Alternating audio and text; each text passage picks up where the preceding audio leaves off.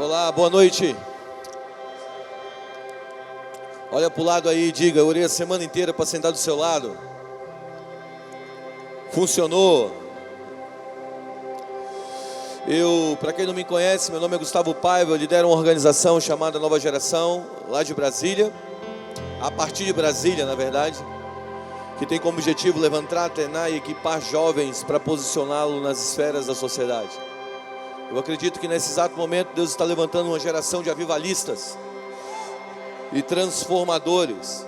Sabe, Deus está fazendo algo incrível no mundo. Não sei se você sabe, mas a cada dia que passa existe um expandido reino de Deus sobre as nações da terra. E dizem profecias que a próxima colheita da igreja será uma colheita de 1 bilhão de almas. Há várias profecias que foram liberadas ao redor do planeta que diz que Deus está empurrando um avivamento sobre as nações que trará uma colheita de 1 bilhão de almas. Eu amo isso. Sabe, hoje, nesse exato momento, mais de 1.500 pessoas vêm a Jesus todas as semanas na China. Em breve, com a expansão do reino de Deus sobre as nações, haverá mais pessoas vivas que entregaram a sua vida a Jesus do que em toda a história que entregaram a sua vida a Jesus e estão com Ele nos céus. Sabe, Jesus está empurrando as trevas para fora do planeta. Eu acredito que nós fazemos parte de uma geração que irá ver os maiores sinais e a maior nível de manifestação dos últimos tempos. Eu trago um abraço da minha esposa. Eu sou casado há 13 anos e eu tenho 3 filhos. Eu trago um abraço da minha esposa, Mara, dos meus filhos, da minha igreja em Brasília e do Nova Geração. Eu vi que o tema de vocês está bem voltado a avivalistas. Sabe, se tem um tema que sempre atraiu o nosso coração é esse, e parte do nosso chamado é levantar esses avivalistas. Então eu me sinto bem à vontade aqui hoje. Quero agradecer a vida do corpo pastoral dessa igreja, por tudo que você já tem feito aqui, pastor Domingos, muito obrigado por me receber. Estou muito feliz de estar aqui. Eu quero começar hoje com uma história. Sabe, eu estava em Goiânia alguns meses e anos atrás.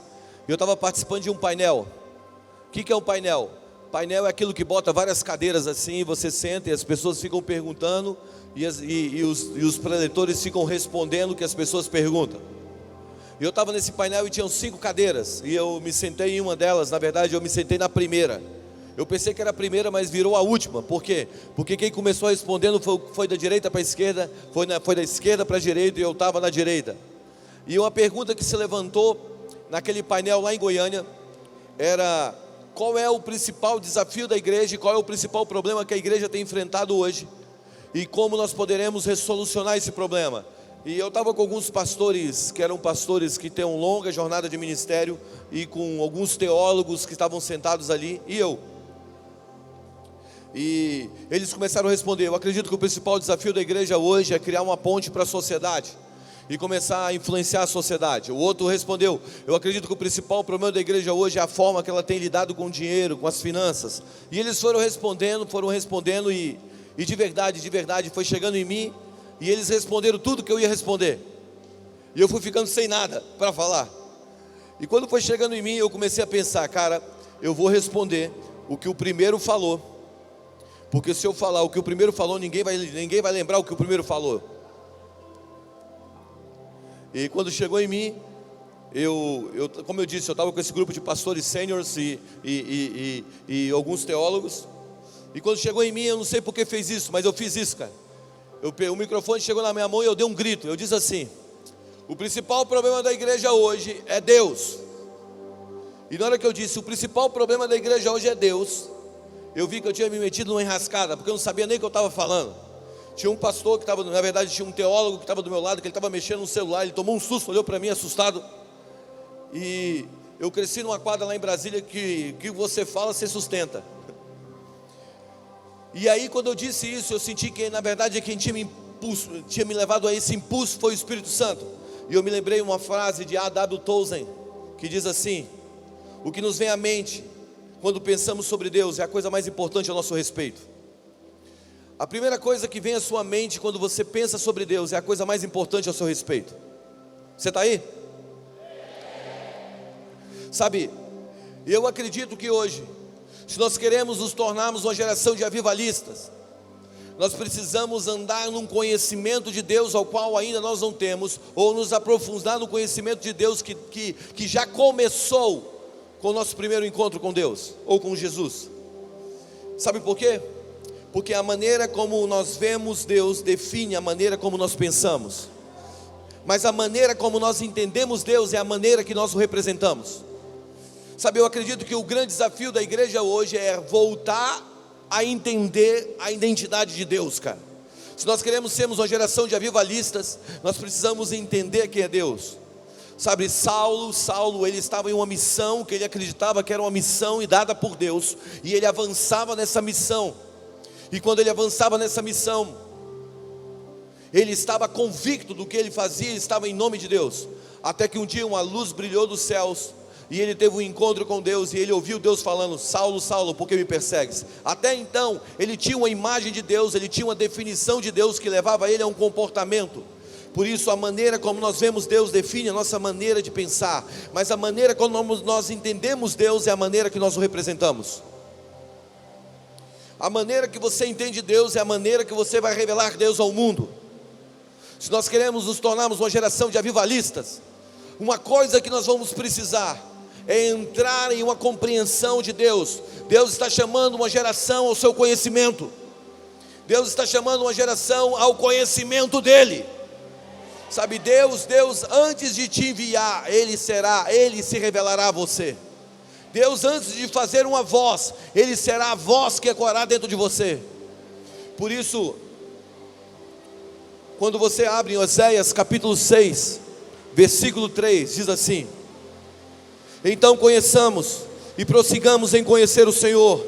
A sua saída é como a alva é certa, e Ele nos virá como a chuva serôdia que rega a terra. Sabe, olha o que ele está dizendo. Então conheçamos e prossigamos em conhecer o Senhor. Você sabe que a revelação de Deus não é uma revelação estática. A revelação de Deus é uma revelação dinâmica. Sabe, o teu conhecimento de Deus ontem precisa ser revelado, aumentado hoje, e amanhã, e amanhã, e amanhã. Sabe por quê? Porque Deus tem prometido uma chuva sobre a terra. Deus tem prometido uma chuva sobre as nações, e essa chuva cairá sobre as nações à medida que nós entramos num conhecimento mais profundo de Deus. Porque quando nós conhecemos Deus, os céus começam a se abrir. Olha o que eu vou te dizer: nós oramos para que Deus abra os céus, mas eu quero dizer que essa oração talvez não seja uma oração certa, porque 2000 anos atrás, quando Jesus morreu naquela cruz, abriu os seus braços, os céus se abriram, Ele entrou pelos portões dos céus como um homem ressurreto, e desde então, os céus continuam abertos. Então tudo que está na revelação de Cristo, tem os céus abertos. Tudo que está na revelação de Jesus, mantém os céus abertos. Por isso Oséias capítulo 6 diz: conheçamos e prossigamos em conhecer o Senhor. Porque quando nós conhecemos o Senhor, nós permanecemos com os céus abertos sobre nós, para que a chuva venha. Oséias capítulo 4, versículo 6 diz assim também: o meu povo está sendo destruído porque lhe falta conhecimento. Porque tu, sacerdotes, rejeitastes o conhecimento, também eu te rejeitarei, para que não conheças e não sejas sacerdote diante de mim. Vistos que esqueceis da lei do teu Deus, também eu me esquecerei de ti. Olha o que ele está dizendo, cara. Conheçamos e prossigamos, 6:3. Mas no 4:6 diz: o meu povo está sendo destruído porque lhe falta conhecimento. Você sabe o que destrói um meio? Você sabe qual é o principal inimigo seu? O seu principal inimigo, segundo esse texto, que te leva à destruição. Olha o que ele está dizendo: o meu povo está sendo destruído porque lhe falta conhecimento. Cola aqui comigo. O povo não está sendo destruído por causa do pecado. O povo não está sendo destruído por causa do diabo.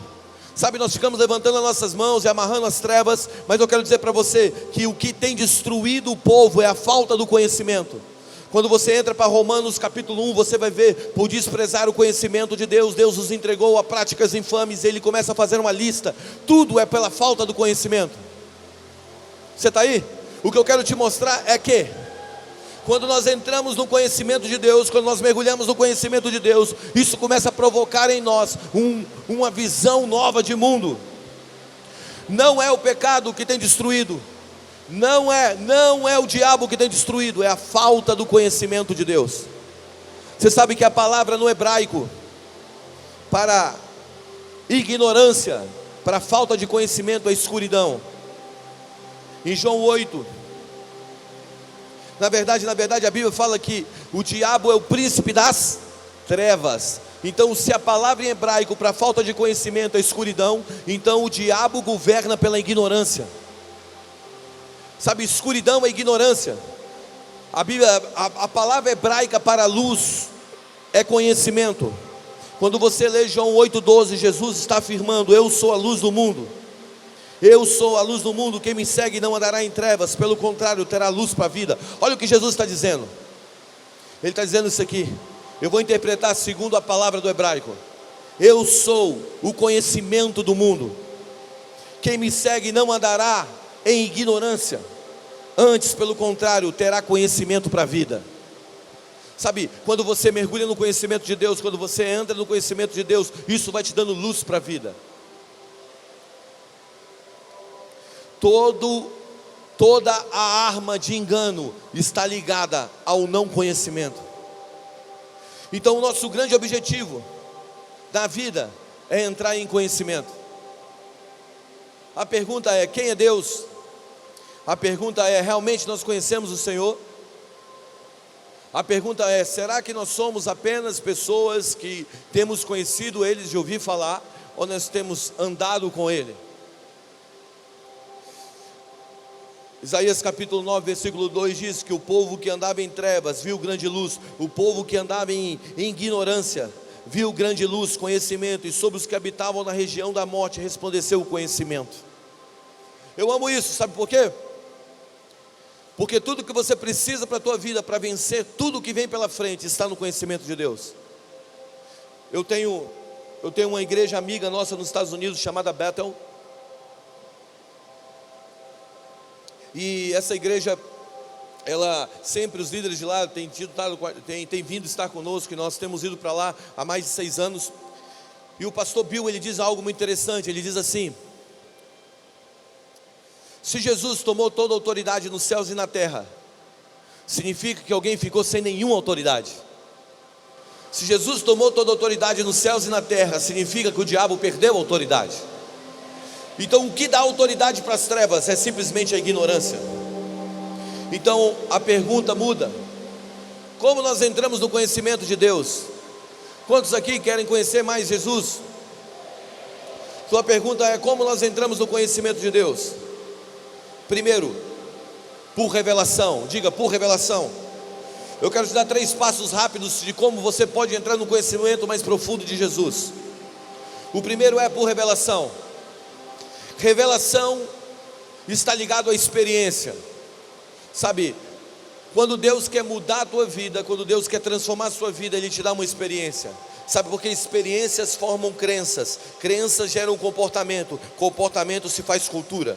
Então experiências geram crenças, crenças geram comportamento, e comportamento se faz cultura. Agora, há uma grande diferença entre você ter revelação e você ter informação. Quando Deus faz um homem do pó da terra, a Bíblia fala que Deus vira para o homem e diz assim: Adão, você vai proteger esse jardim. Adão, você vai guardar esse jardim.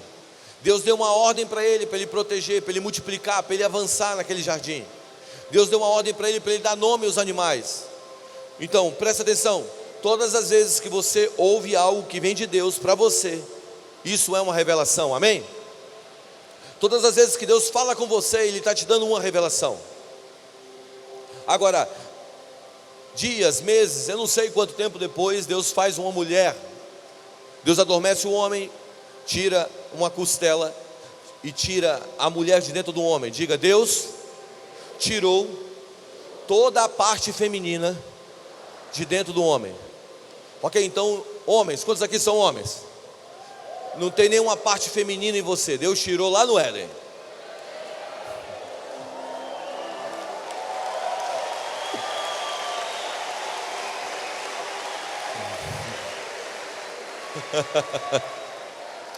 E aí Deus tirou a parte feminina e fez da mulher.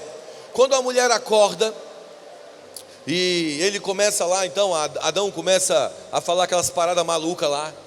Tu és carne da minha carne, ossos dos meus ossos, varoa. Isso não é uma boa cantada. Vamos lá, gente. Se alguém chegar para você, varoa, fica assim, ei, tem uma coisa errada. Mas aí a Bíblia não fala que Deus chega para Eva e comunica com Eva aquilo que ele falou para Adão. Certamente Adão comunicou com Eva.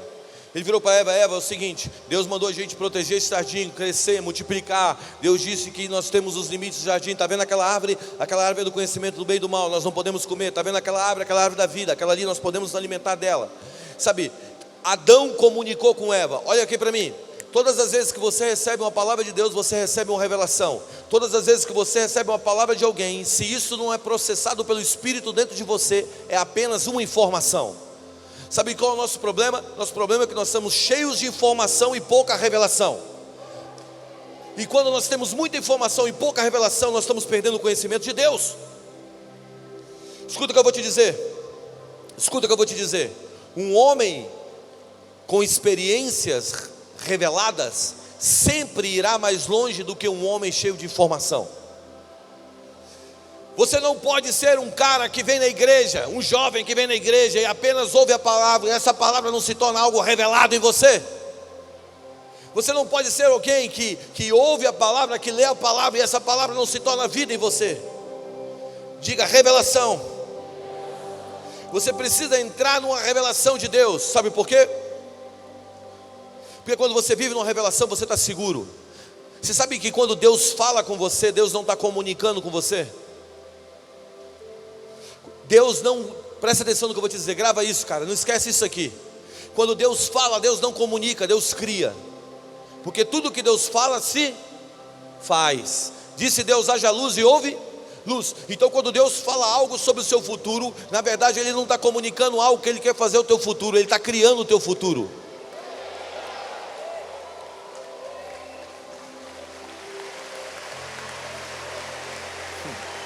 Eu gosto disso, sabe por quê? Porque Deus não está comunicando, Deus está criando. Então é mais ou menos assim: o teu futuro deixa de ser tempo e começa a ser lugar.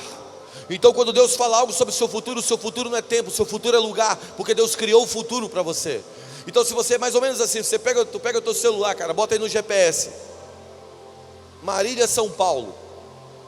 Você está indo para São Paulo, de repente você erra o caminho. O que o GPS faz? Recalculando. O tempo muda? Sim ou não? O tempo muda, mas o destino muda?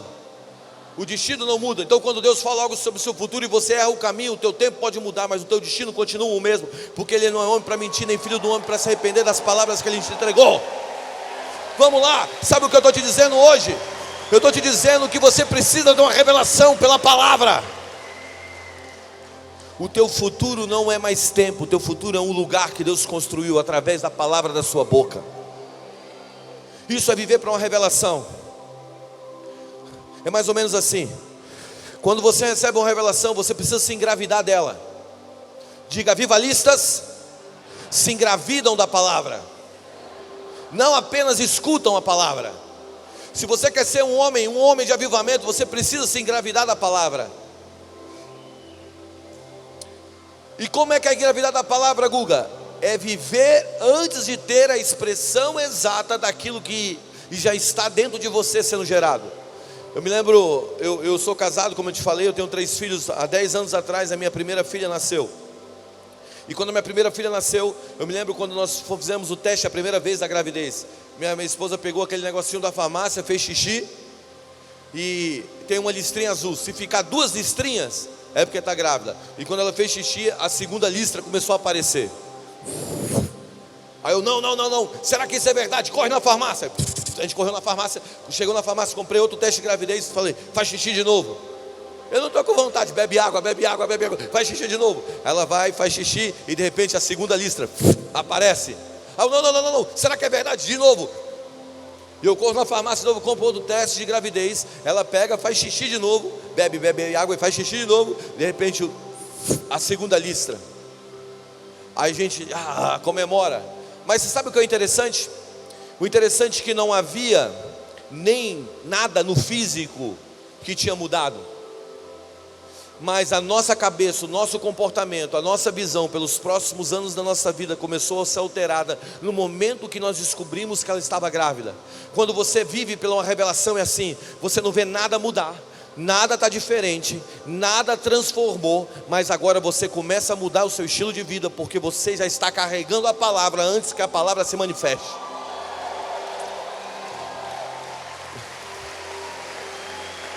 Você está grávido de um avivamento para essa nação. Estão dizendo que a política dessa nação nunca vai ter jeito. Tem gente que está grávida da transformação política dessa nação.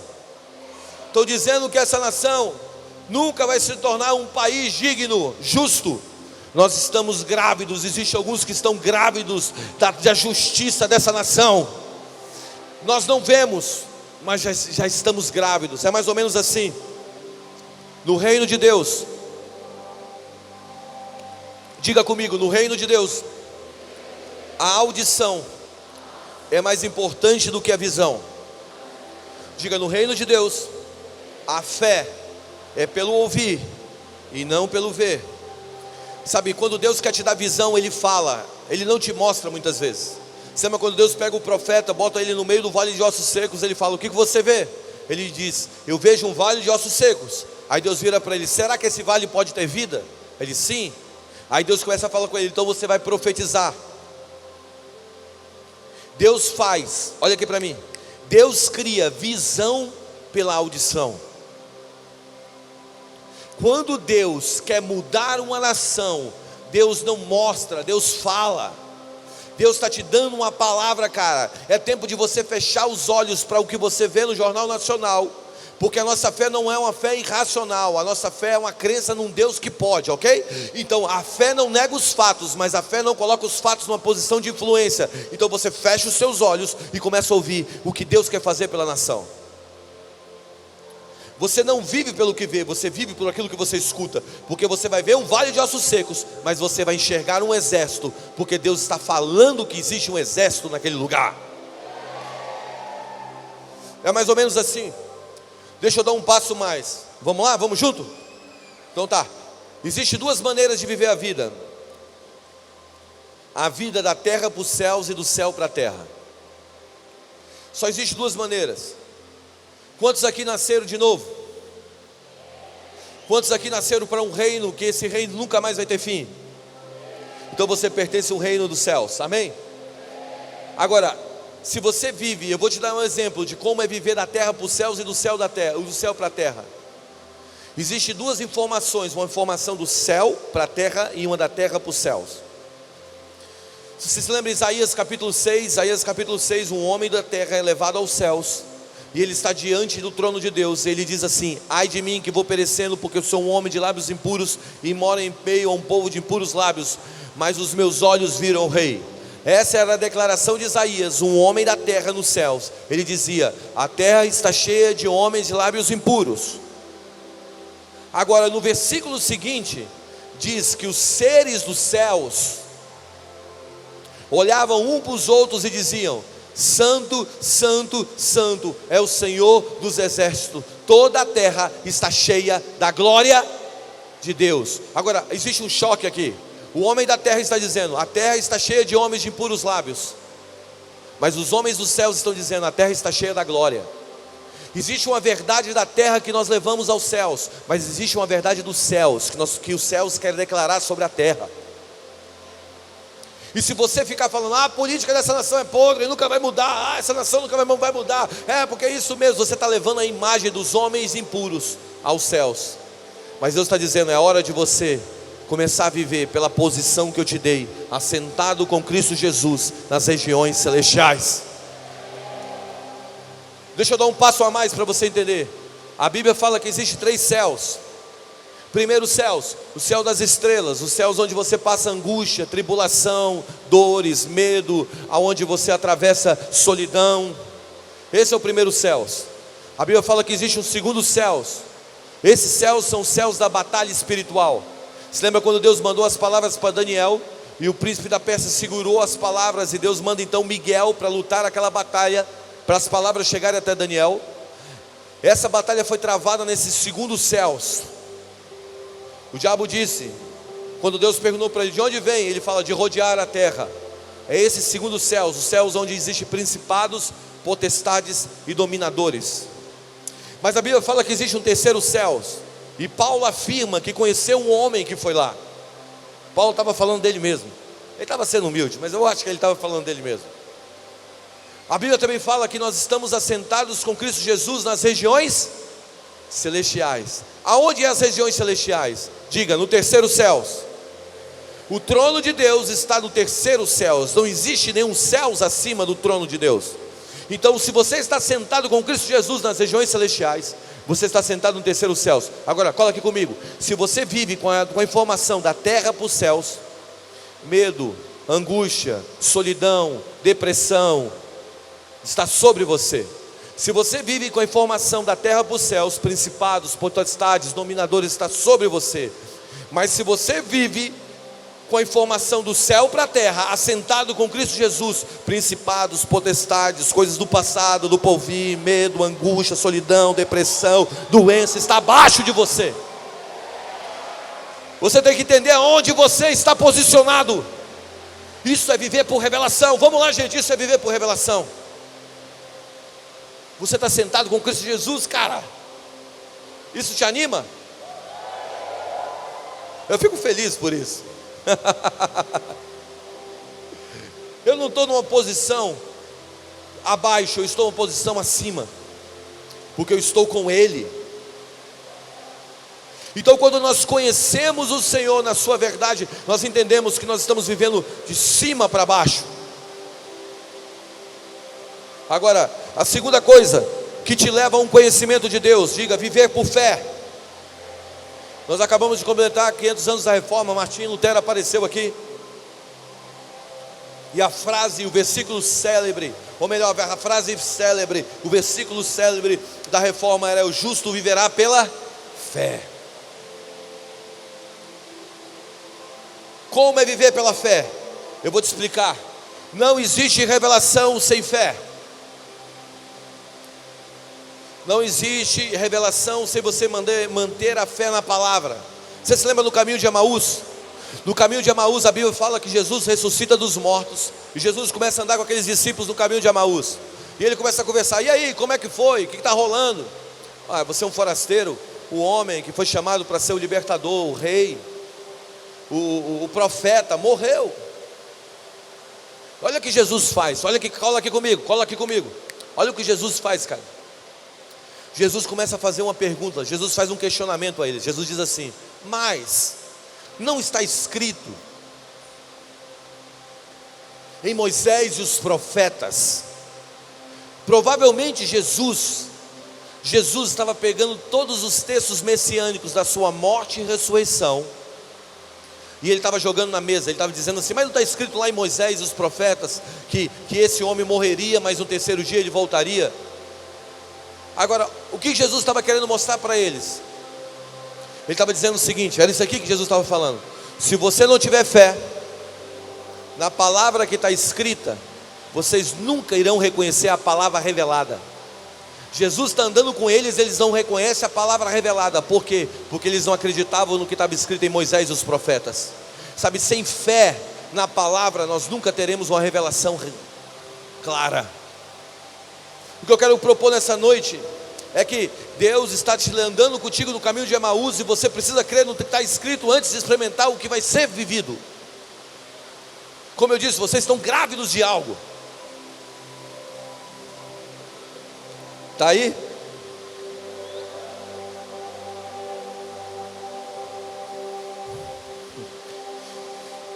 Terceira coisa que vai te levar a um conhecimento mais profundo de Deus é entender a natureza de Deus, que é uma natureza boa. Diga, Deus é bom.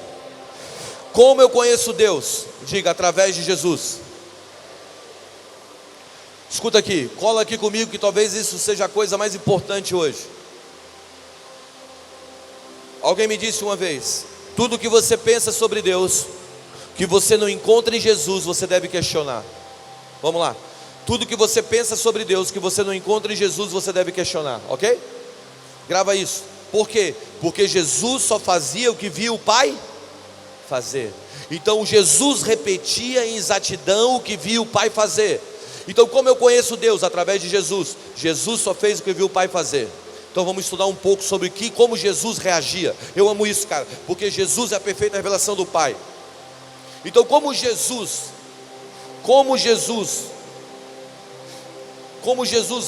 ele reagia. João capítulo 5:19 diz assim: em verdade vos asseguro que o Filho nada pode fazer de si mesmo, mas somente pode fazer o que vê o Pai fazer, pois o que este fizer, o Filho semelhantemente o faz. Então vamos lá. Como eu encontro Deus? Através de Jesus. A revelação de Jesus é a perfeita revelação do Pai, porque Jesus só expressou o que viu o Pai fazer. Agora a minha pergunta é: quantas tempestades Jesus mandou? Quantas? Vamos lá. Quantas doenças Jesus colocou em alguém para tratar aquela pessoa? Procure nos 4 evangelhos, tente achar uma doença que Jesus colocou. Na verdade, o juízo de Jesus foi sobre todas as enfermidades. Existem textos na palavra que diz que todos os doentes que foram até Ele curou, todos. Então Deus tem um juízo sobre as enfermidades. Eu sinto que Deus vai curar pessoas nessa noite aqui. Sabe por quê? Porque a natureza dele não pode ser negada, e é expressa através das suas ações. Agora, por que nós acreditamos que Deus destrói cidades? Porque nós pegamos a história de Sodoma e Gomorra e botamos a história de Sodoma e Gomorra trazemos ela à tona. Agora olha aqui para mim. Você sabe que Sodoma e Gomorra não foi destruída por causa do pecado? Não foi o pecado que destruiu Sodoma e Gomorra. Você sabe o que destruiu Sodoma e Gomorra?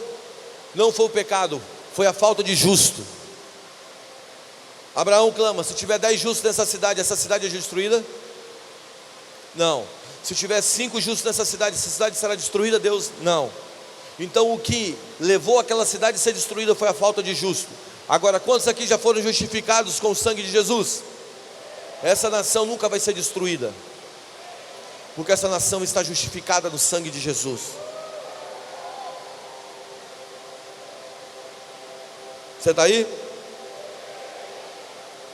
Então quando você acredita na natureza de Deus, Deus não coloca enfermidade em você para te tratar, porque Deus é bom em todo tempo. Não existe um texto nos evangelhos que diz que Deus fez isso, que Jesus fez isso, porque Jesus é a perfeita revelação do Pai. Você está aí? Então quando nós entramos nessa revelação, nós começamos então a caminhar para a revelação dele ao mundo. Eu acredito que nessa hora e nesse momento Deus está levantando uma geração para revelar Jesus ao mundo. O conhecimento de Deus agora nos posiciona para revelarmos Jesus, e isso é influenciar o mundo. Essa onda evangelística que está vindo sobre as nações da terra, essa nova onda de transformação que Deus está levantando, isso vai vir por um conhecimento da natureza de Deus. E é isso que Deus vai fazer contigo nessa noite. Deus vai te batizar com esse conhecimento. É entender algo. Quando você está cheio da natureza de Deus, você começa a expressar Jesus de uma maneira real, e você começa a não ter medo das trevas. Olha aqui para mim. Você sabe onde a igreja nasceu? Você sabe onde a igreja foi profetizada pela primeira vez? Em Mateus capítulo 16. Mateus capítulo 16 diz que Pedro levanta sua voz e diz assim: Jesus pergunta: quem os homens dizem que eu sou? Uns dizem que você é Elias, outros dizem que você é João, mas quem vocês dizem que eu sou? Pedro toma a palavra e fala: tu és o Cristo, o Filho do Deus vivo. Jesus interrompe ele e diz: bem disseste, Simão Barjonas, porque não foi nem carne nem sangue que te revelou.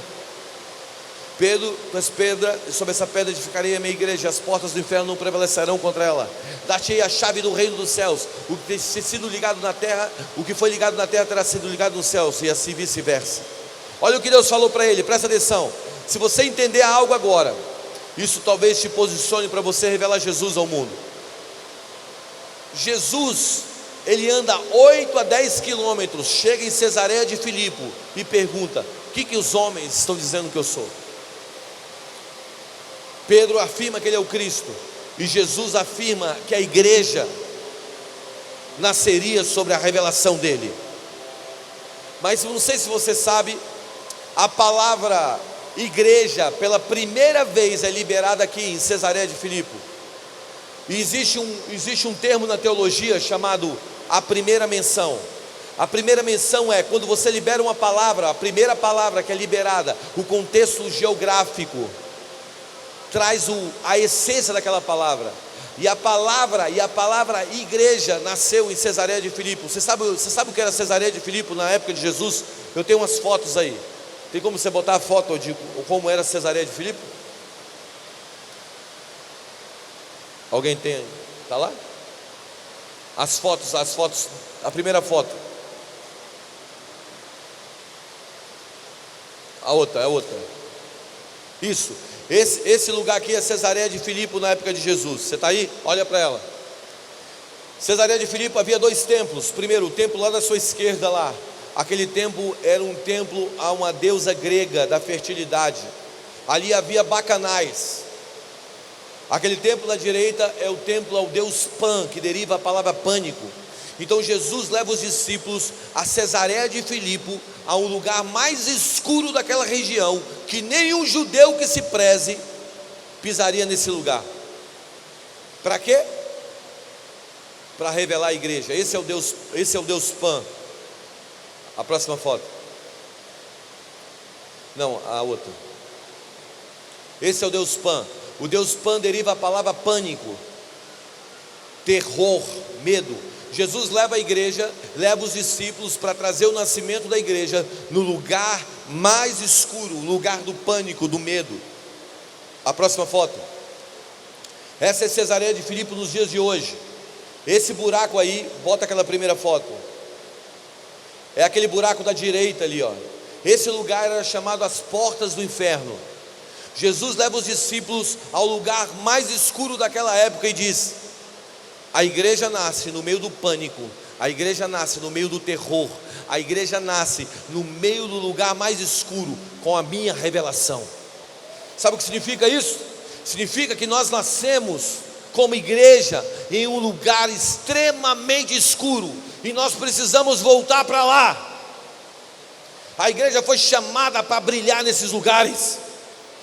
Sabe, ele está dizendo, as portas do inferno, provavelmente Jesus apontou para esse buraco e diz: não prevalecerão contra a igreja.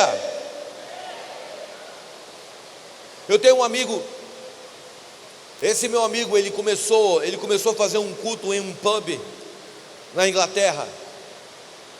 E esse pub na Inglaterra, que é um bar, ele convidava as pessoas para uma festa sem bebida.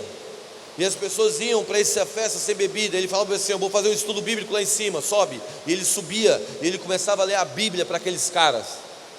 Isso estourou de uma maneira tão poderosa, que naquele centro onde as pessoas iam se prostituir, beber, começou uma igreja. E essa igreja tem avançado de uma maneira significativa naquele lugar. Sabe, centenas de pessoas têm vindo a Jesus. Eu quero dizer para você que existe um novo avivamento rompendo na Europa. Sabe o que está acontecendo? Deus está levantando hoje líderes para não ter medo das trevas. Sabe, no Antigo Testamento, quando um homem tocava um leproso, ele se tornava leproso, ele era afastado do arraial. Mas no Novo Testamento, quando um homem toca um leproso, ele vai para um lugar escuro, ele toca um leproso, o leproso é curado.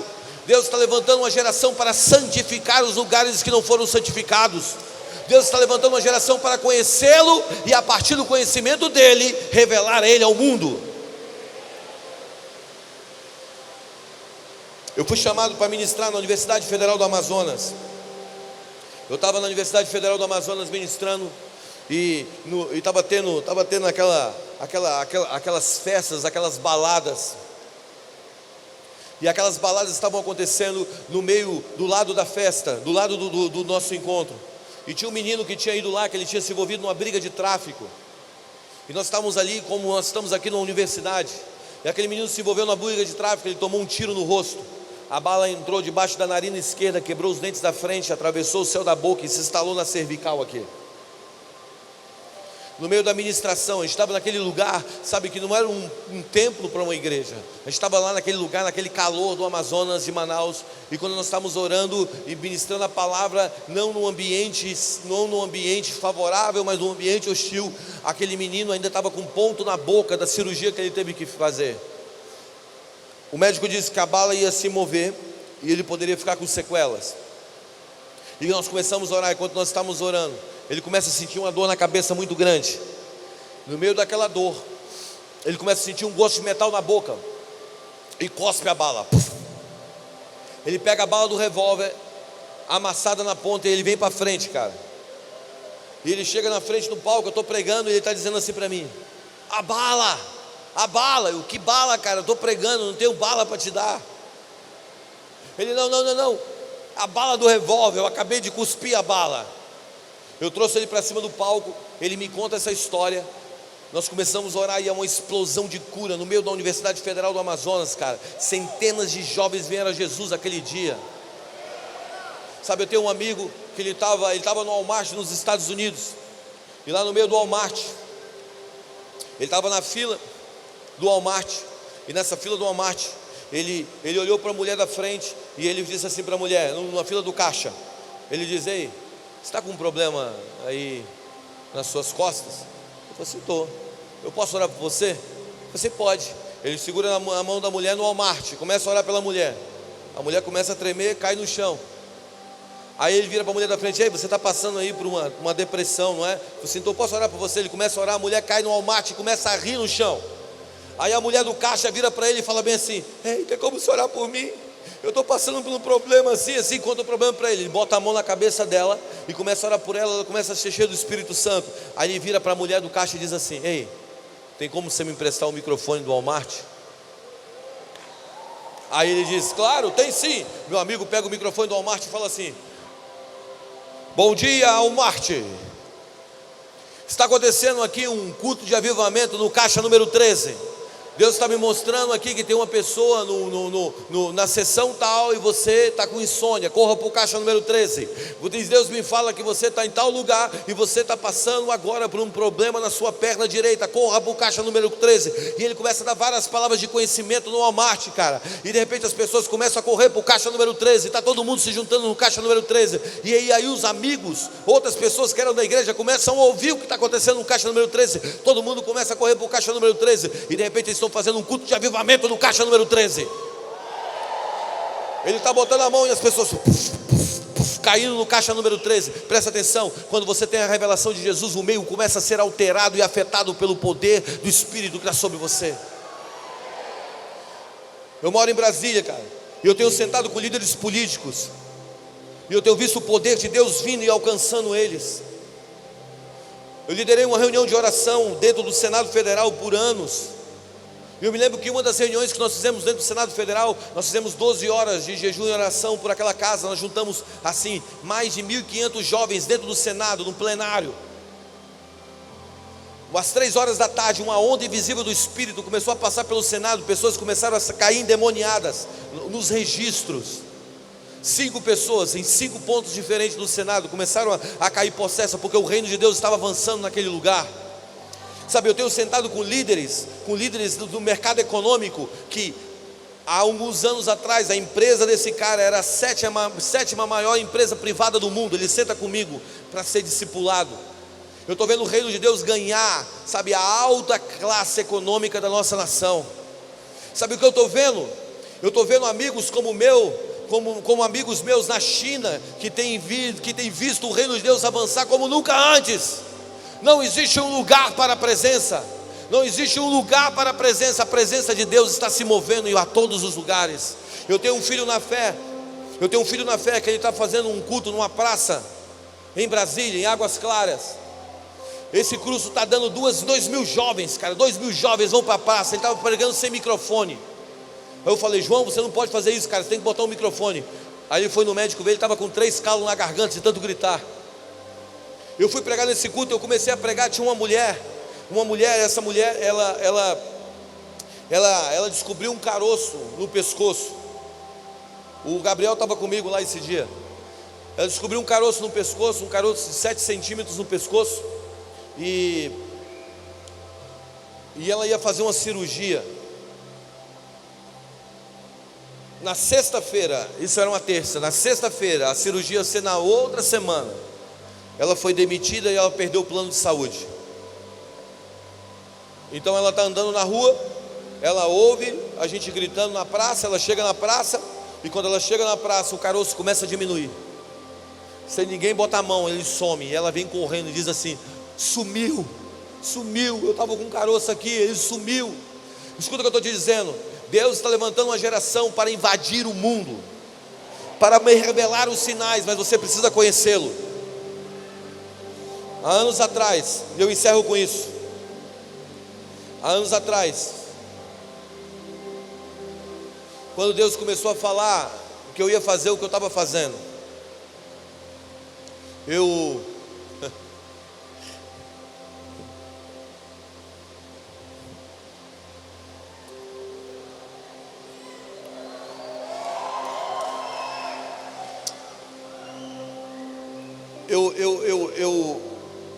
cresci numa família que meu pai era um fazendeiro, ele viajava formando fazenda. Meu pai, a mãe dele morreu quando ele tinha 3 anos de idade, lá no Goiás. Na noite que minha avó morreu, ela morreu no parto do meu irmão mais novo. Na noite que ela morreu, na manhã antes da morte dela, no dia que ela ia morrer, ela chama o meu tio e diz assim, a minha tia, e diz assim: olha, eu vou morrer no parto do seu irmão mais novo. O Senhor me falou isso. E ela disse assim: fala para o seu pai, para ele cuidar de todos os filhos, especialmente do Ademar, porque Deus tem algo com ele, Ademar meu pai, e com a geração dele. Uma pomba descia, pousava na cabeceira da cama, espantavam ela subia e ficava em cima do umbral da casa, porque a casa não tinha forro, então aquela marquise que segura o telhado ficava lá em cima. Na noite ela morreu. O meu avô nunca mais se casou, ele cuidou dos filhos, ele adotou 9 crianças deficientes, e ele cuidou dessas 9 crianças. Meu pai, então, ele se engaja num cenário político. Depois ele vai para a UNB, começa a estudar na Universidade de Brasília, participa daquela parte da Revolução do Brasil. Ele tinha um jornal. O meu avô vem para ele e fala assim: olha, eu quero que você feche o jornal. Aí meu pai fala: porque você está sendo coagido ou porque você quer? Aí ele diz assim: porque eu quero que você feche. Meu pai foi e fechou o jornal dele por causa de um pedido do meu avô. Algumas semanas depois, meu avô tem um infarto fulminante e morre. Meu pai tinha 18 anos. E meu pai saiu construindo a fazenda dele, a vida dele como fazendeiro.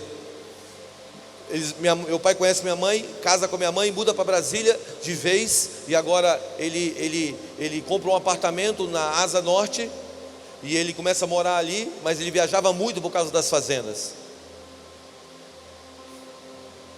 Um dia minha mãe chega na janela de casa e começa a ouvir os vizinhos de parede. Eles eram músicos de uma igreja batista tradicional de Brasília, e eles eram a equipe de louvor da igreja. Então o culto doméstico deles era as vozes todas divididas. Eles tocavam violão, violino, piano, e eles cantavam. Minha mãe chegava e ficava ouvindo, porque ela passava muito tempo sozinha. Um dia ela bateu na porta da casa da irmã Marina e disse assim: posso assistir a reunião? Ela disse: pode. Ela entrou para dentro de casa, e naquele dia ela entregou a vida a Jesus. Ela orou 6 meses pelo meu pai. Meu pai era católico, apostólico, romano, praticante. Um dia meu pai chega em casa de uma das fazendas dele, toma um banho, senta na sala. Quando ele está sentado na sala, uma luz entra pela janela, bate no peito dele, ele cai no chão. Uma voz sai do meio da luz e diz assim: o vento sopra onde quer, não sabe para onde vai nem para onde vem. Assim é todo aquele que é nascido do Espírito. Meu pai entrega a vida a Jesus aquele dia, e ele começa a falar em línguas, é batizado do Espírito Santo sem nunca ter ido na igreja. No domingo ele vai para a igreja, ele chega na igreja, só que era uma igreja tradicional. No meio do louvor ele levanta a mão e começa a falar em línguas. Ele é expulso da igreja. Ele foi expulso no primeiro culto que ele foi, conseguiu, bateu o recorde. Ele vai para outra igreja, uma igreja do pastor Vilarindo, que faleceu nesse último ano. Foi nosso pastor por 12 anos. E lá nessa igreja ele começa a dirigir um culto de oração. Ele chega na igreja, era uma igreja bem grande e bem influente na cidade. Ele chega na igreja, quando ele chega na igreja, o líder do culto de oração de 6 horas da manhã está com a chave na mão e fala assim: Deus mandou, Deus me disse que a primeira pessoa que chegasse aqui ia dirigir esse culto, e é você. E ele dirige aquele culto de oração por 12 anos. Eu cresci vendo meu pai operar milagres. Eu me lembro uma vez que nós entramos na UTI de um hospital, e nós entramos nessa UTI vindo de uma das fazendas. Eu tinha uns 12 anos. Tinha uma menina que estava morta clinicamente naquela UTI. Um caminhão tinha se soltado, espremido um carro no zoológico de Brasília, espremeu a cabeça dela, e ela tinha tido uma morte cerebral. Meu pai entrou, botou a mão sobre essa criança e disse: espírito de morte, vai embora, vida volta agora. Aquela criança levantou e sentou e disse: estou com fome. A família entrou correndo. Meu pai botou em outra mão, e outra menina orou por ela. Aquela menina também ressuscitou. Eu cresci vendo isso. Eu me lembro que as pessoas vieram, se ajoelharam aos pés do meu pai. Meu pai levantou e falou assim: não, foi Jesus, foi Jesus. E eu me lembro entrando no elevador, meu pai com a mão no rosto, chorando e dizendo: a glória é sua, Senhor. Mas Deus sempre foi o Deus dos meus pais. Eu nunca tinha entrado no conhecimento de Deus. E meu pai me obrigava a ir para os acampamentos de carnaval. Meu pai e minha mãe. Qual era a minha punição? Ir para os acampamentos de carnaval. E eu encerro com esse testemunho. Eu fui levado ao acampamento de carnaval. Eu falei: pai, eu só vou para o acampamento de carnaval se o senhor me der 2 camisas da Bad Boy. O símbolo de rebeldia da minha época era camisa da Bad Boy, bermudão da Ciclone e sandália da Kenner.